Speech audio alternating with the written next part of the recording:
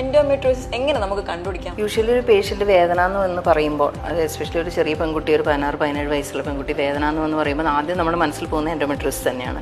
കാരണം ഇതിൻ്റെ ഇയർലി സ്റ്റേജസിൽ നമുക്ക് ചിലപ്പോൾ സ്കാനിങ്ങിലൊന്നും കണ്ടുപിടിക്കാൻ പറ്റില്ല. അപ്പോൾ നമുക്ക് ഈ വേദനേൻ്റെ ക്യാരക്ടറിസ്റ്റിക്, അതായത് മെൻസസിൻ്റെ ആദ്യത്തെ 2 ദിവസം വേദന ഉണ്ടാവും, അല്ലെങ്കിൽ മെൻസസ് കഴിഞ്ഞിട്ട് വേദന ഉണ്ടാവും, അപ്പോൾ തന്നെ നമുക്കൊരു എൻഡോമെട്രിയോസിൻ്റെ തുടക്കമാണ് എന്നുള്ളൊരു സംശയം ഉണ്ടാവും.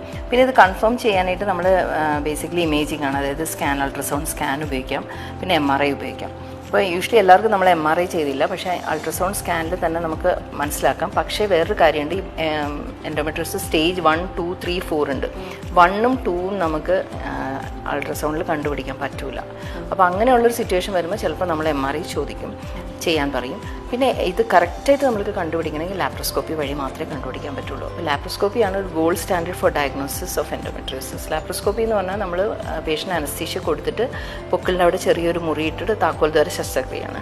അപ്പോൾ അതിൽ കൂടെ നമ്മളൊരു ക്യാമറ കയറ്റിയിട്ട് നമ്മൾ നോക്കുകയാണ് ഇവിടെ എന്തൊക്കെയുണ്ട്. അപ്പോൾ നമുക്കിത് നോക്കുമ്പോൾ നമുക്കറിയാം ഈ ചുറ്റുപാടും എല്ലായിടത്തും ബ്ലഡ് ഇങ്ങനെ കെട്ടി നിൽക്കുന്നതും ബ്ലഡിൻ്റെ പാടകൾ ഇങ്ങനെ ഉണ്ടാവും, ചെറിയ ചെറിയ ബ്ലബ്സ് പോലെയെല്ലാം കാണാം. അപ്പോൾ ഇതെല്ലാം നമുക്ക് സ്കാനിൽ കണ്ടുപിടിക്കാൻ പറ്റാത്ത ഒത്തിരി കാര്യങ്ങൾ നമുക്ക് ലാപ്രോസ്കോപ്പിയിൽ കണ്ടുപിടിക്കാൻ പറ്റും. അപ്പോൾ സംശയം വല്ലാതെ ഉണ്ട്, വേദന പേഷ്യൻ്റ് മാറുന്നില്ലെങ്കിൽ, ഇതുപോലെ ഇൻഫെർട്ടിലിറ്റി ഉണ്ടെങ്കിൽ നമ്മൾ ലാപ്രോസ്കോപ്പി ചെയ്തിട്ട് തന്നെ കൺഫേം ചെയ്യാം.